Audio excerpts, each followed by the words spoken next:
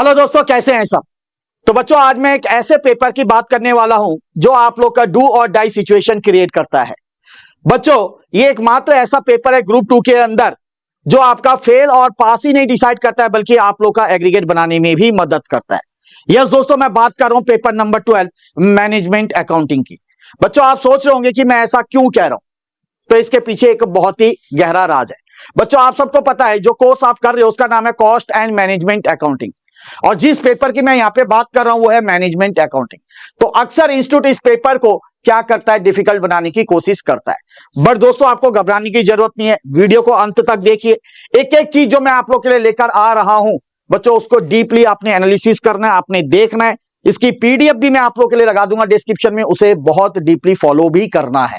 तो आप आराम से बच्चों, मैं कह सकता हूं 70+ मार्क्स आप आराम से ला सकते हैं। ठीक है, मैंने क्या पिछले 5 अटेम्प्ट के पेपर को लिया है और उसको डीपली एनालिसिस किया है बच्चों, और डीपली एनालिसिस करके कुछ छोटी छोटी चीजें मुझे यहां पे मिली है। जैसे कि क्वेश्चन नंबर 3 और क्वेश्चन नंबर 4 वो हमेशा आपका क्या मार्जिनल कॉस्टिंग के ऊपर आता है, और 28 मार्क यहां से आपके बन जाते हैं। उसके बाद मैंने देखा क्वेश्चन नंबर 2 भी बच्चों 5 के 5 पेपर में ABC, ठीक है, एक्टिविटी बेस्ड कॉस्टिंग के ऊपर ही आता है। ठीक है जी।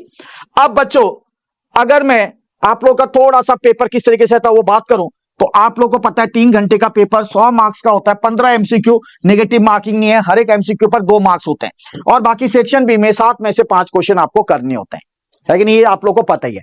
अब बच्चों, मैं नेक्स्ट आपको बताने जा रहा हूं 7 ऐसे क्वेश्चन है जो अपने अपने रोल प्ले करते हैं। ठीक है, क्या कौन से ये 7 क्वेश्चन है, ये बड़े डीपली आप लोगों ने देखना है। ठीक है, तो अगर मैं बात करूं बच्चों, यहां पे आ जाओ, थोड़ा मैंने आप लोगों के लिए बड़ा कर दिया, एक एक करके आ रहा हूं। क्वेश्चन 2 के अंदर 2A जो होती है वो थ्योरी होती है। ठीक है, क्या होता है, थ्योरी रहता है। ठीक है, उसके बाद 2B जो होता है वो आपका ABC के ऊपर, जैसे मैंने अभी आपको बताया स्टार्टिंग में। ठीक है, हमेशा ABC के ऊपर क्वेश्चन आता है, तो ये तो आप लॉक कर दीजिए। ठीक है, 14 मार्क्स हो गए, 7 और 7 मैनेजमेंट अकाउंटिंग की थ्योरी और ABC। उसके बाद क्वेश्चन नंबर 3, 4 देखो मार्जिनल कॉस्टिंग के ऊपर। क्वेश्चन नंबर 5 जो है ये थोड़ा फ्लोट होता रहता है, कभी स्टैंडर्ड कॉस्टिंग के ऊपर, कभी कैश बजट के ऊपर, कभी बजट प्रिपरेशन के ऊपर, तो इसको अगर छोड़ भी दे तो कोई दिक्कत नहीं है। अगला आता है बच्चों क्वेश्चन 6, ये आपका फिक्स रहता है। ठीक है, वेरिएंस, फंक्शनल बजट, इसके ऊपर। क्वेश्चन नंबर 7 ये हमेशा सेम रहता है, EVA लर्निंग कर्व, ये बहुत इंपॉर्टेंट है। क्वेश्चन नंबर 8 आ जाओ, ये आपका थ्योरी रहता है। ठीक है, और एक आपका रहता है यहाँ पे रिस्पॉन्सिबिलिटी अकाउंटिंग के अंदर, तो बहुत आसान से आप इसको भी कर सकते हो मेरे दोस्त। ठीक है, तो ये 7 जो क्वेश्चन है अपने डिफरेंट डिफरेंट रोल प्ले करते हैं। क्वेश्चन नंबर अगर मैं बात करूं 5 को छोड़कर लगभग आप सबको लॉक कर सकते हो। ठीक है जी। अब बच्चों, अगर मैं आगे आऊं पिछले 5 सालों के अगर मैं पेपर की बात करूं यहाँ पे, तो बड़े गौर से आप यहाँ पे देखिएगा किस किस चीज को लॉक करना है। जैसे मैंने आपको कहा कि अगर आप क्वेश्चन 5 को देखो, इसको छोड़कर ये रोटेट होता रहता है, बाकी सब आप लॉक कर सकते हो। ठीक है, ऑलरेडी मैंने बताया क्या क्या आता है, वही चीज यहां पे आप लोग को दे रखा है। ठीक है, जैसे क्वेश्चन 1 MCQ, 15 MCQ होते हैं, हर एक MCQ 2 मार्क्स का होता है हर बार ये। अच्छा, ये क्या होता है, डिफरेंट टॉपिक से आता है बच्चों, ये ध्यान रखना। ठीक है, तो फिर भी इसमें आप लोग 30 में से 20-22 मार्क्स आराम से ला सकते हो, इतनी तैयारी आपको करनी पड़ेगी। ठीक है, आगे अगर ऐसे देखो 2A मैंने थ्योरी कहा था, जैसे आप देख सकते हो यहाँ पे। ठीक है, कॉस्ट अकाउंटिंग, ठीक है, आपका मैनेजमेंट अकाउंटिंग, इसका डिफरेंस मांग लिया, इस तरीके से आ सकता है। 2B हमेशा ABC के ऊपर आएगा। 3rd और 4th क्या आपका मार्जिनल कॉस्टिंग, ये फ्लोट होता बता दिया, ये आपका फिक्स रहता है। EVA ये आपका सेम रहेगा। 7B का लर्निंग कर्व आपका मिलेगा, एक दूसरे से ये रिलेटेड है। ठीक है, क्वेश्चन 8A आपका थ्योरी रहेगा, और क्वेश्चन 8B जो है आपका रेस्पॉन्सिबिलिटी अकाउंटिंग के ऊपर, ये फिक्स रहेगा। तो इनको आप लॉक कर सकते हो, जैसे मैंने आपको पहले भी बताया। अब बच्चों, एक एक करके अगर हम आते हैं, कि सबसे पहले आता हूं मैं क्वेश्चन 1, आपको पता है 15 MCQ होता है, 30 मार्क्स यहाँ पे होते हैं। ये यहाँ पे अलग अलग टॉपिक दे रखे हैं, ब्रेक इवन पॉइंट हो गया, स्टैंडर्ड कॉस्टिंग हो गया, आपका रेसिडुअल इनकम हो गया, लर्निंग कर्व हो गया, इसी तरीके से आपके इन टॉपिकों से आता है।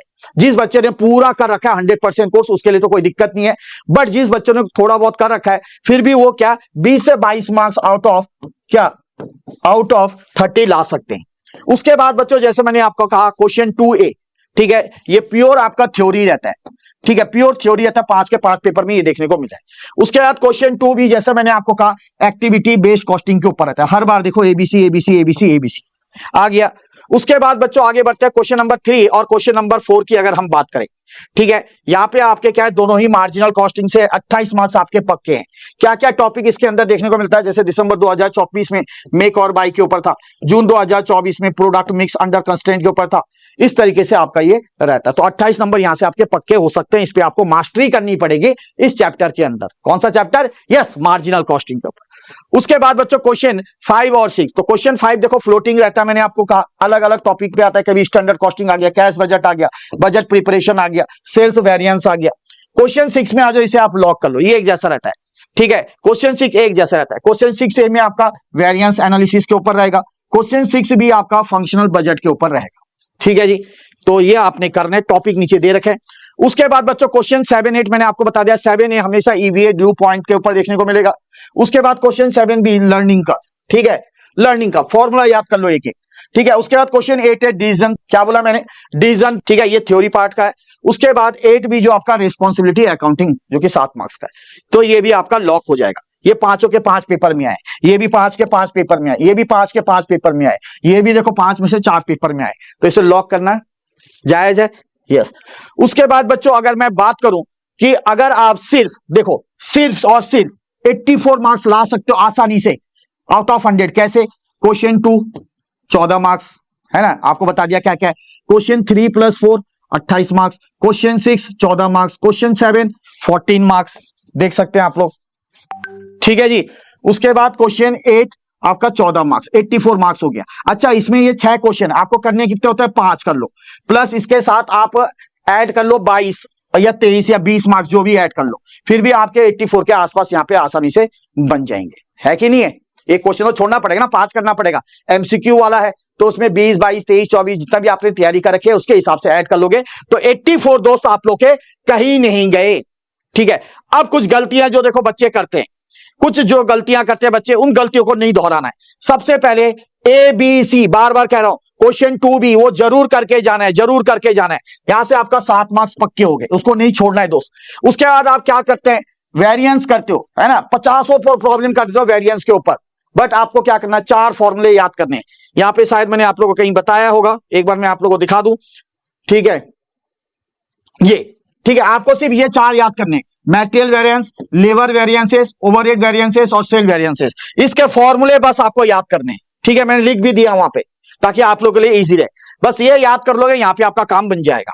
उसके बाद बच्चों आप लोग क्या करते हो? ईवीए और ड्यू पॉइंट को अलग अलग टॉपिक समझते हो, अलग अलग चैप्टर समझते हो, जॉइंट चैप्टर समझते हो, नहीं, इनका फॉर्मूला याद कर लो, ये एक दूसरे के रिलेशन में ही है।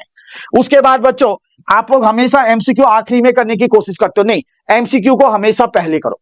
ठीक है, जितना भी आता है उसको पहले करो, फिर सेक्शन बी करो जिसमें आपने 5 क्वेश्चन करने होते हैं 7 में से। ठीक है दोस्त, ये आपने करना है, ध्यान रखना है। उसके बाद कई बच्चे क्या होता है, 7 नंबर के लिए 4-4 पेज भर लेते हैं, ऐसा नहीं करना है आपको। 7 नंबर के लिए ध्यान रखना 250 वर्ड में आप लिख लो, वो आपके लिए सफिशियंट है। ठीक है, ये चीजों का आपने ध्यान रखना। अब टीयर के हिसाब से मैंने यहाँ पे डिवाइड कर रखा है। टीयर 1 के अंदर क्या क्या है आपका? The non negotiable. ठीक है, इसको आप क्या नेगोशिएट नहीं कर सकते, ये तो करना ही करना है आपने। जैसे एबीसी हो गया, मार्जिनल कॉस्टिंग हो गया आपका, ठीक है, ये सारा करना है। फिर टीयर 2 के अंदर आ जाओ, ये आपका सेफ्टी नेट है। ठीक है, ये आपका एक अच्छा मार्क्स लाने में मदद करता है। जैसे वेरिएंस एनालिसिस हो गया आपका, ठीक है, इसके अंदर कैश बजट हो गया आपका, ठीक है, ईएमबी हो गया, डिसीजन क्राइटेरिया हो गया, रिस्पॉन्सिबिलिटी अकाउंटिंग होगी, ये करना है। टीयर 3 के अंदर बच्चों 30 मार्क्स आपका आता है यहाँ पे एमसीक्यू। ठीक है, जितना भी आता है वो आपने करना है। इसको आप स्किप कर सकते हो, है ना, हल्का मान के चल सकते हो इसको। ठीक है, नहीं भी करोगे चलेगा, क्यों 5 पेपर में से एक बार ही आए हैं ये टॉपिक। ठीक है, ये आपको थोड़ा सा ध्यान रखना। जैसे complex multi level due point हो गया, लॉन्ग कॉस्ट आपका सेंटर सब टाइप थ्योरी हो गई, इनको आप स्किप कर सकते हो। ठीक है, बट ये जितना ही मैंने बताया ये आपको करके जाना पड़ेगा। अब ये 6 चीज एग्जाम से पहले आपको ध्यान में रखना है, क्या कि क्वेश्चन 2 जो है आपके लिए गिफ्ट है 14 मार्क्स। क्वेश्चन 2 ए थ्योरी, ठीक है, मैनेजमेंट अकाउंटिंग की थ्योरी, और क्वेश्चन 2B जो है आपका क्या है? एबीसी के ऊपर 28 मार्क्स मार्जिनल कॉस्टिंग के ऊपर। क्वेश्चन 7 ईवीए लर्निंग का हमेशा सेम रहता है, ये आपने ध्यान रखना है। क्वेश्चन 8B थ्योरी मार्क्स, ठीक है, मैंने यहाँ पे शायद क्वेश्चन 8A आप लोग का थ्योरी बोला था, क्वेश्चन 8B थ्योरी होता है। ठीक है, सॉरी दोस्तों, क्वेश्चन 8B थ्योरी है आप लोग का। ठीक है, उसके बाद question 5 is the only flix, ये सिर्फ चीजें आप छोड़ सकते हो। ठीक है, ये चीज आप छोड़ सकते हो बच्चों। ठीक है, क्योंकि यहाँ पे क्या है आप लोग का फ्लोट होता रहता है। और ध्यान रखना इन चीजों को अगर आप फॉलो करते हो जो मैंने आपको बताया, तो आउट ऑफ 100 आपके 84 मेरे दोस्त कहीं नहीं गए। तो ये थी पूरी जो आप लोग को मैंने पूरी स्ट्रैटेजी बताई किस तरीके से आपने एक एक चीज फॉलो करना है, इसका जो पीडीएफ है मैं डिस्क्रिप्शन में लिंक लगा दे रहा हूं, वो जरूर आप लोग देखिएगा। साथ ही साथ में बच्चों अब आप लोग का टाइम है कि ज्यादा से ज्यादा टेस्ट दे अगर क्लियर करना चाहते हैं। अब आप पूछ सकते हो कि सर टेस्ट कहां से ले, तो बच्चों हमने बहुत अच्छे से डिजाइन कर रखा टेस्ट, वो भी बिल्कुल अफोर्डेबल प्राइस में। उसको लेने के लिए आप हमारे हेल्पलाइन नंबर जो कि है 8888804002 पे संपर्क कर सकते हैं या डायरेक्टली परचेस कर सकते हैं दोस्तों हमारी वेबसाइट विजिट कर जो है www.escholars.in। इसी के साथ बच्चों मिलते हैं बहुत जल्द और एक वीडियो के साथ, तब तक के लिए जय श्री श्याम।